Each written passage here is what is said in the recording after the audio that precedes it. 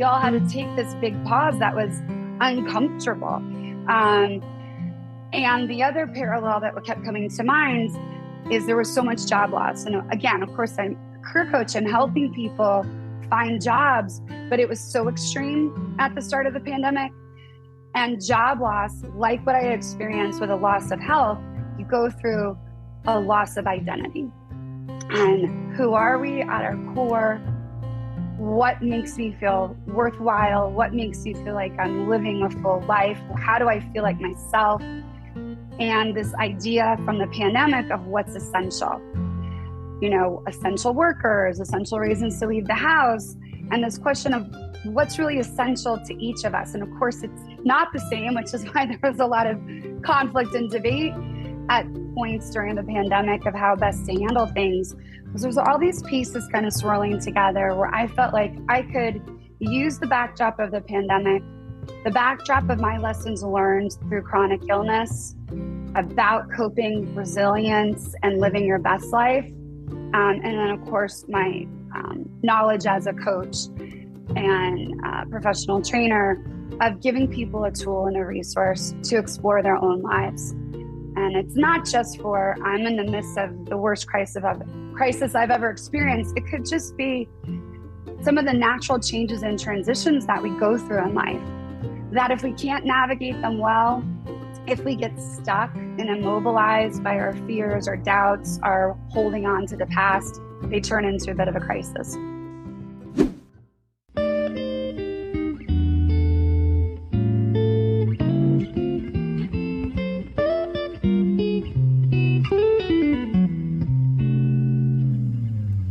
Hello, everybody. Welcome to the podcast. I have a guest with me today, an author. I love talking to authors, and I love when the book is like either in the author's hand or, in this case, right here behind us. I got both. And you got both. Look at this. You got everything. I love it.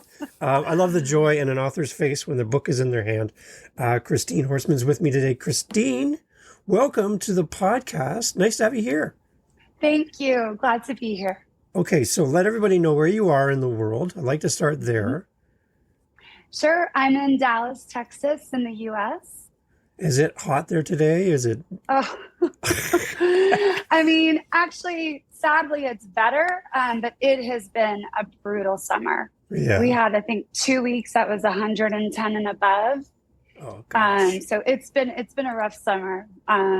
But yeah, so it's hot, but the mornings are starting to feel a touch cooler. So the change is coming. Okay, so I'm in Canada, so we are far apart from each other. Yes. But for me, it's like been like the low 80s, 85, 87. Yeah. You're like, oh, that sounds great. But Yeah. I'm in Canada, and we're It's like hot. freaking out, right? Like, why? We're so far away from you, and it's 80 plus? That's ridiculous. So It's anyways, all relative. right. So we're dying to go somewhere cooler. And then you're thinking, oh my gosh, you guys. Anyways, so that's kind of some perspective from our point of view. But over 100, that's ridiculous. So It's a lot. Yeah, I know. It's funny how like 90 feels good when it's been 110, right? I've been in Phoenix, Arizona in August, and I tell you, that was the most earth-shattering trip I've ever had. Just that heat coming out of the airport for the first time. It's like a wall. Oh, Yeah. It's like a wall. And I think all the locals were hanging around by the exit door to watch the travelers hit that for the first time, because they just laugh and smile like, oh, you have no idea. So anyways, I love it. So thank you for making time for us today. Let's share a little bit about you, a little backstory for everybody before we jump into talking about your book. Sure. So I am a certified professional coach and a certified career coach. Most of my coaching starts with careers, and then some of it backs into more life coaching. The bigger picture, maybe someone needs a job now, but it's not what they ultimately really want. And issues of work-life balance and things of that nature. And when I'm not coaching, I am a corporate trainer. So I do trainings on all kinds of soft skills. Great. And how long have you been doing this? I'm losing track. Maybe 6-7 years now. Okay. Yeah. So I started out way back when as a sales manager and a general manager, but I always worked in a regional office. So I was responsible for hiring training, staff development, unfortunately, sometimes firing. So I had a lot of HR responsibilities, which is kind of what led me on the path to where I ultimately am today. And for my own journey, I live with chronic illness. And so finding a career that allowed me to build on my strengths and my past professional experience, but fit better for my life, has been part of also my journey of getting to where I am. Amazing. So what sparked your desire to write this book? I'm always curious to find out that day you woke up and you looked in the mirror and went, I'm going to write a book. Like, tell me about that. Yeah. So I've always enjoyed writing.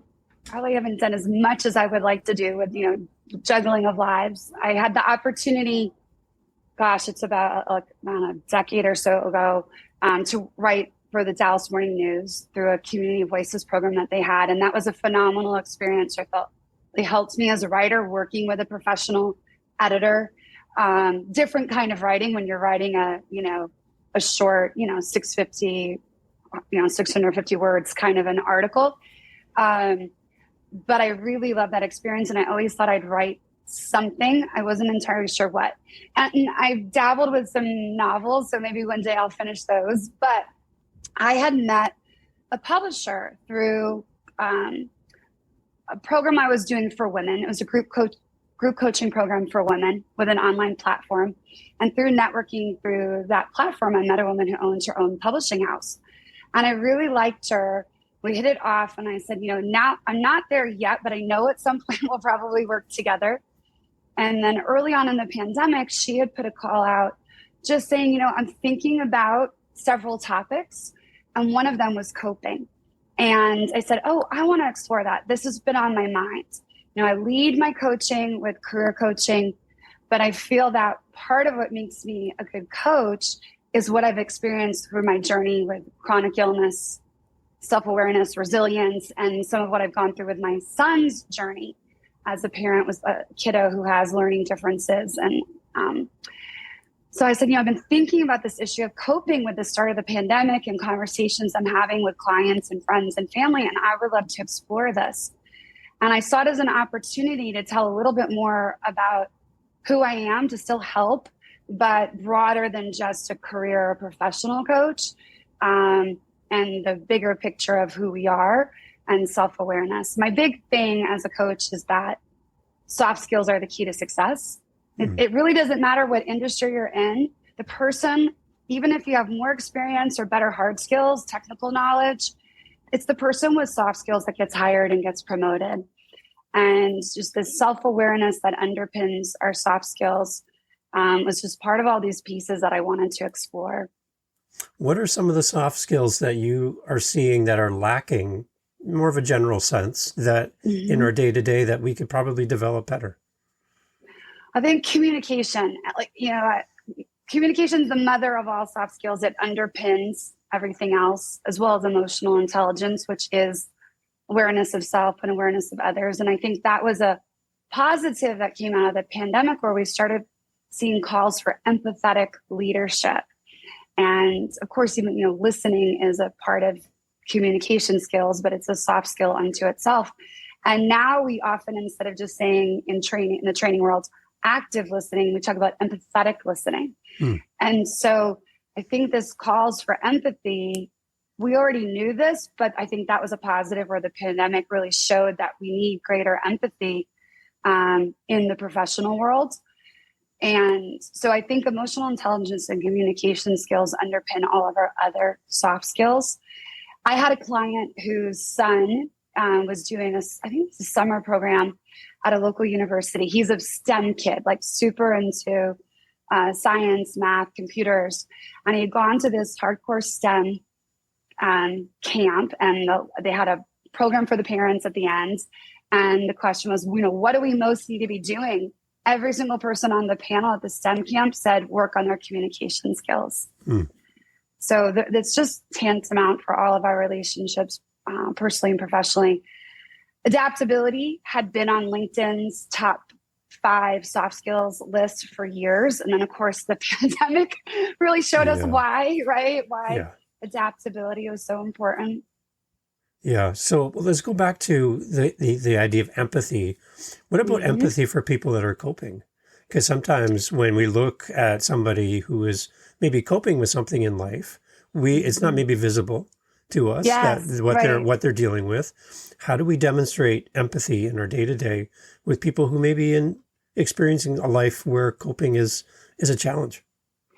Yeah, and I think there's so many, invisible illnesses and invisible disabilities. And you don't always know what's going on in someone's life, right? I think, empathy, the difference between empathy and sympathy is like, oh, I feel bad for you. I'm sorry you're going through this. Empathy is I try to actually understand what you're going through from your perspective.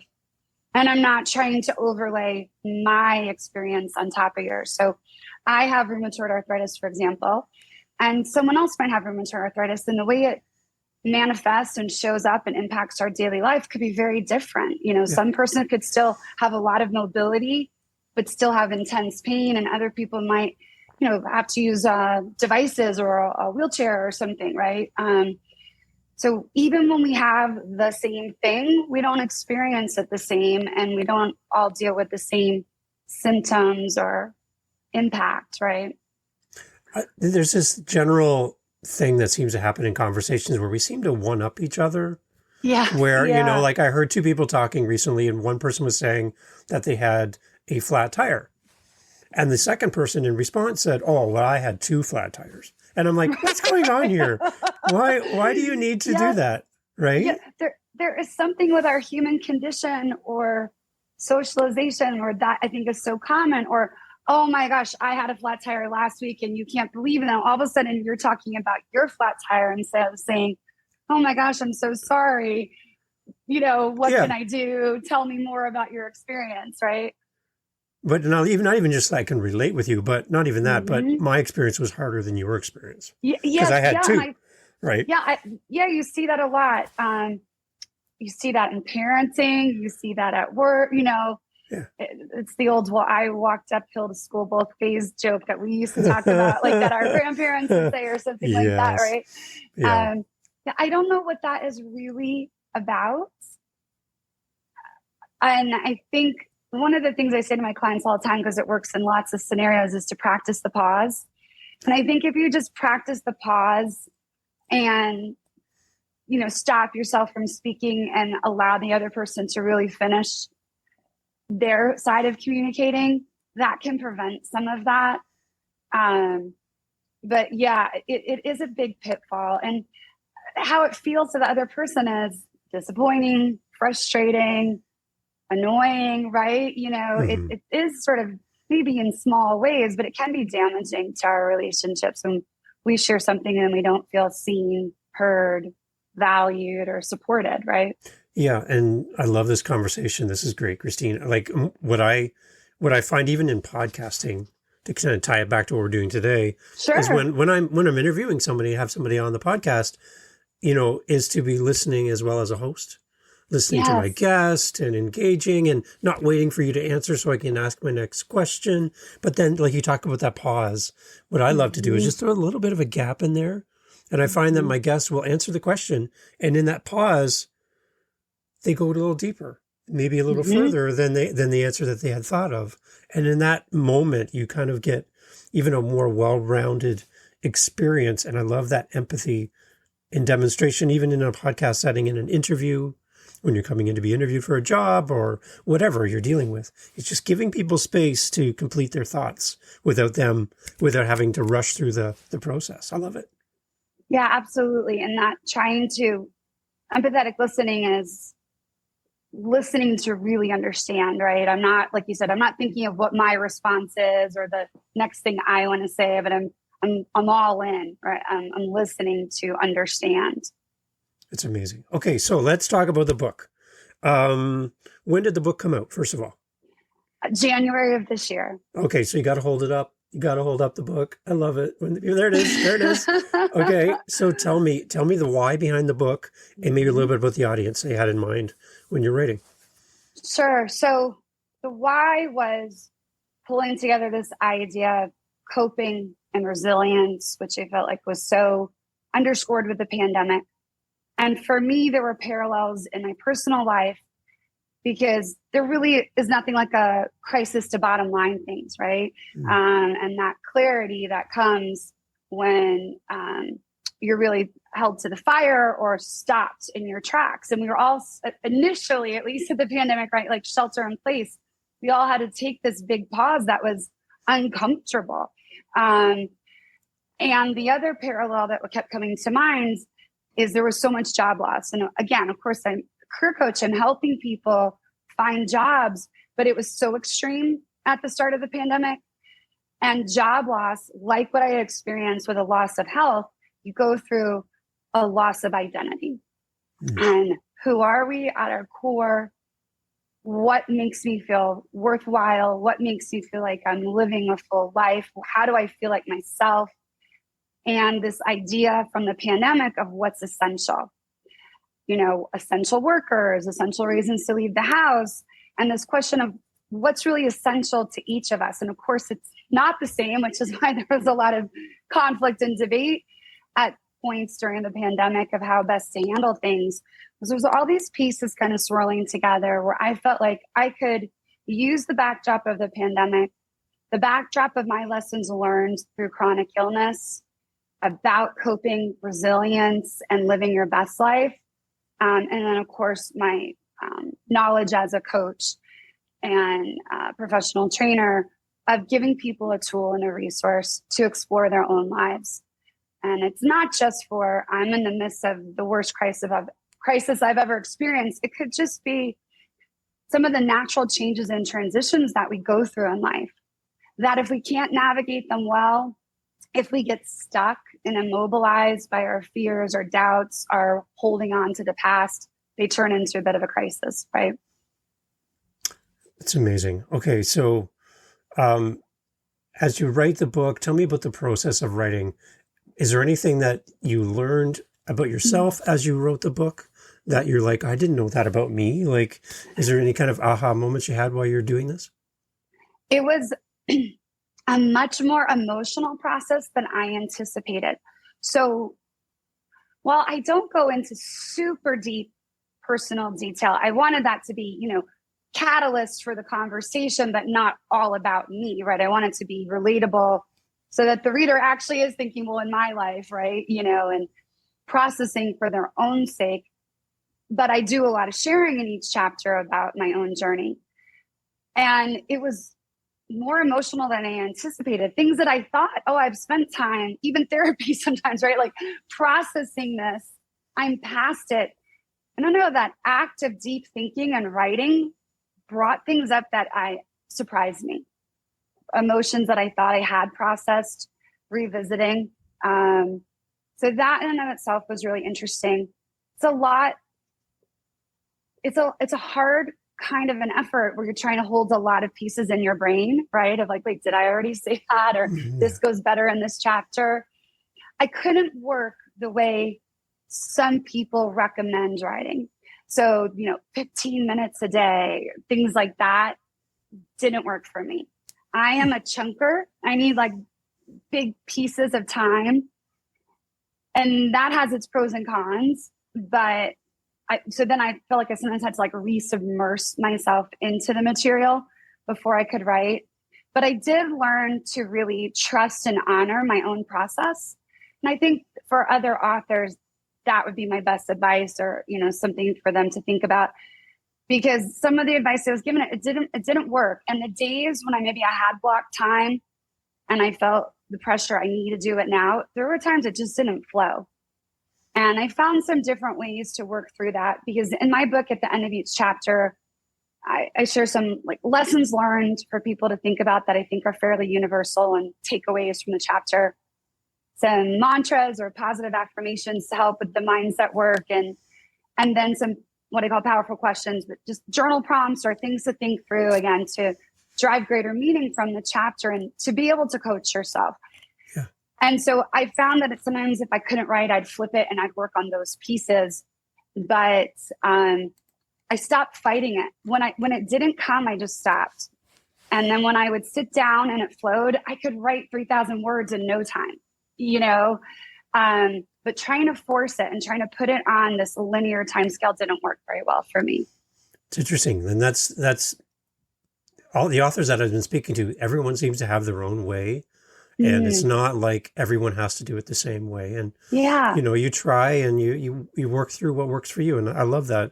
Tell me about maybe some of the response you've heard from the book already. Because again, you're writing the book and you're like, who's going to read this? And what are they going to think of this? But now, are you hearing people responding back?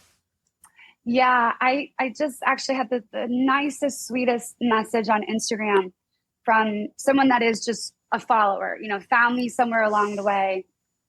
Was one of the first people when I started promoting the book to get it, sent me great feedback, very supportive person, super kind.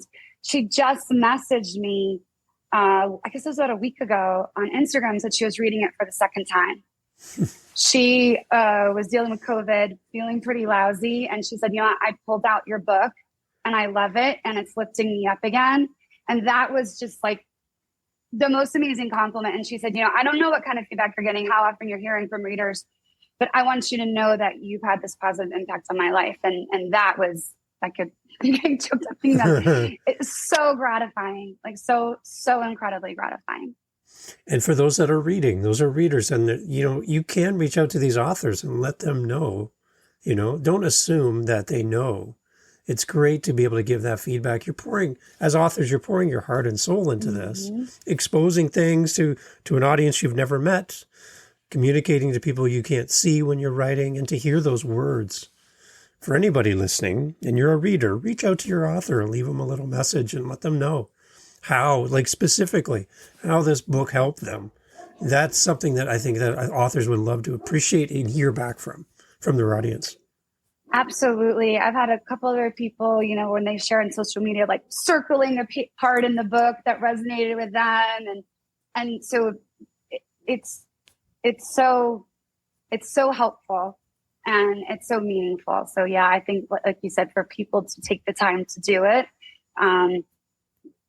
you won't regret it. It won't be wasted energy. Yeah. And it's appreciated. And I think that's something we can all do to support each other.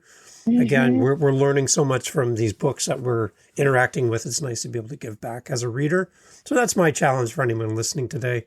Go to your shelf, pick out that book that spoke to you, and just reach out to the author, let them know. I think that's a great exercise. We can all be more active in doing that and put that as front of our minds, that we think of the author. Reach out and say thanks. So that's great. I'm on the website here for us as we're talking. So I have your website up. Can you kind of talk us through? I see coaching. I see team training. I see links to the book. Can you kind of tell us when we go to the website, share the website with everybody, but as far as what can we find when we come to your website? Yeah, so paperdollcommunication.com is the website. There's a link for the book, Deal with It Doll, Coaching Yourself Through Crisis. One-on-one coaching, I do a couple assessments that are my go-to. One is a career-based assessment. And the assessments are all online, and most of the coaching that I do is online. So it doesn't matter where you are. If you needed support, interested in working together, it's completely doable. So I have one assessment that I love that's interest-based, of how to develop your career based on your interests. And I do speak to the process of thinking through your career in the career chapter in the book as well. And I've got some career resources on my blog, like very specific resume tips, how to handle interviews.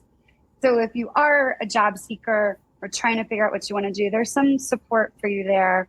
And then I do focus a lot on the communication skills and self-awareness that underpin emotional intelligence. And my favorite assessment for that is DISC, which I do mention in the book also to give people an overview. I've got a free resource on the website that walks you through this model of human behavior. You can do your own freebie self-assessment to get a feel and get some information on the model and how it helps you to name your strengths, understand your communication style.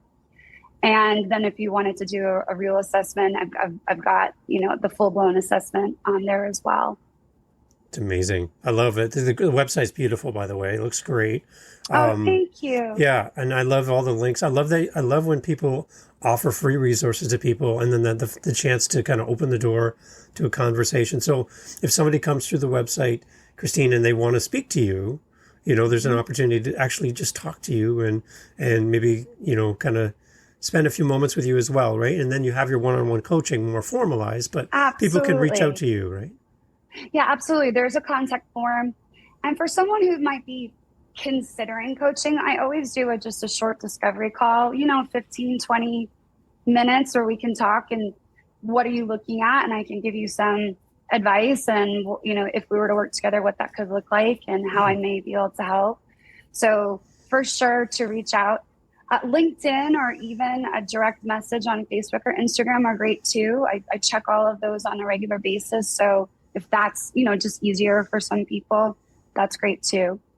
It's funny. I have people come on and they say that they get a comment or someone will reach out to them through their website and they answer. And the person's like, oh, I thought someone else would answer. Your team would answer, but this is actually Christine. This is really you. Yes. It's really you. Exactly. Yeah. Exactly. And people just seem to be amazed that there's actually a real person there that wants to speak with them and help them. And I love what you're building. It's really, really great. And the book is a great resource. It's going to open so many doors for you. Can you let us know kind of what's coming up next for you? Well, as I said, we're working on an audio version. So I'm hoping in the next couple of months, certainly by holidays, I'll have the details on that. Great. A lot of people have been asking about audio, and that's nice. My son has dyslexia, so I know a lot of people prefer audio for all kinds of reasons and just, doing other things, cooking dinner and listening to a book or what have you, or driving. And then I'm working on a coaching program that will mirror some of the book for the new year. And then the other thing that I love to do that I like to share just so people know is I love working with teenagers. My son is going to be a senior. We've already started. Here we go early. Senior in high school. So I do love helping kids start on this journey of self-awareness. Who am I and what do I want to be a little younger than most of us experienced? So just for any of the parents listening to know that that's an angle of the coaching, because I think it just helps to give the kids a little bit of a head start. That's great. And it kind of helps as far as future planning and maybe career thoughts and some direction that way. And come on, this is like talking to your mom. This is great. It'd be great for a teenage student to be able to reach out and have somebody who's in their corner and wants to help them. That's one thing that I think everyone could really use. And that's quite unique. I love that you offer that. That's great. Thank you. For our podcast, we call it Living the Next Chapter. And I like asking this question to my authors. For you, the book is done. You're promoting it. You're here with me today. Thank you again. What's the next chapter for you? What's exciting for you? What are you looking forward to? It can be writing. It could be anything. But how are you living your next chapter? So my big goal is to do podcasting. I have adored the experience from this end of being a guest. I think it's just another way to communicate, right? And to share.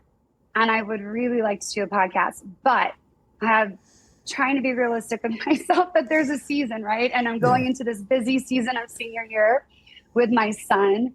So my goal is that this time next year, I'm starting to create that podcast and launch that. Oh, I'm going to definitely listen to that. Well, you'll be a guest. Oh gosh. Well, no, but you have your first listener right here. I got my hands up. I love it. Right? Thank you. I love that. And it's a great way to meet and connect with people, build community, share a message, offer support. Like there's so many open doors for you in a podcast world. So I encourage you, go for it. Start planning now. That's really great. Any kind of help and support I can offer in the future, I would love to be part of that as well. I so appreciate that. But again, let's share all the links with everybody. Again, we're going to put them all in the show notes. So people who are listening in their car right now, they don't have to pull over. But where can everybody find you again? And again, where are you most active, where we're going to find you the most? So LinkedIn and Instagram. I'm on Facebook, but I'd say LinkedIn and Instagram. Instagram is just Chris, CHRIS.Horstman. And that's always a little bit challenging. HORSTMAN. LinkedIn is my full name, Christine O'Brien Horstman. And I love making connections. I mean, I truly do. Connecting is one of my values. And so I'm always encouraging people as a career coach to build your network. So linking in, if you're, in the professional world, absolutely feel free to link in with me. Instagram is a great place just for content. So I guess in general, tips and support. And the book, of course, is on Amazon. It's at most booksellers. And I always love to share, in case they don't know, but bookshop.org is a great online resource that supports your local independent bookstores. Nice. So you order it online. They're like a nonprofit, basically. You order online, you put in your zip codes, you find an independent store, or you might already know your favorite one. And they get the sale, but you get it shipped up, through online. That's delivered. Great. That's really yeah, great. So that's an awesome resource. Yeah. So bookshop.org. Good. We'll put that in the show notes as well. So, okay, to end off the podcast, I need you to raise your book up to the camera. You're gonna do like a little short commercial, okay? We're gonna pretend like that we're doing a filming commercial right now for your book. You're gonna say what the book is, and you're gonna introduce yourself, and this is gonna be your commercial. You ready? Like, talk about weird, right? But this is gonna be your commercial. You ready? So I'm gonna count you in. Ready? 3, 2, 1, and go. So Deal With It Doll, Coaching Yourself Through Crisis, is a timely toolbox to help us navigate the natural changes and transitions that we deal with in life. Because the one thing is change is constant. And if you haven't gotten a curveball, you will. Everybody gets one. Everybody gets their trials and tribulations. Life is tough, but we're tougher. There it is. So you have another future for yours as well, being in commercials. That was great, Christine. That was awesome. Thank you. Thank you so much. Okay, Christine, thank you for being on the podcast. I really appreciate you being a part of our day today. Everyone, please go to the show notes, go to the website. And I'm encouraging everyone listening, reach out to Christine and thank her for being on the podcast today. Let's fill up her inbox with all kinds of great comments and likes and love. Thank you so much, Christine. Thank you so much for having me. I enjoyed it. Awesome. All right. Look forward to the new podcast. I can't wait. It's going to be You'll great. be the first to know. Awesome. Thank you so much, Christine.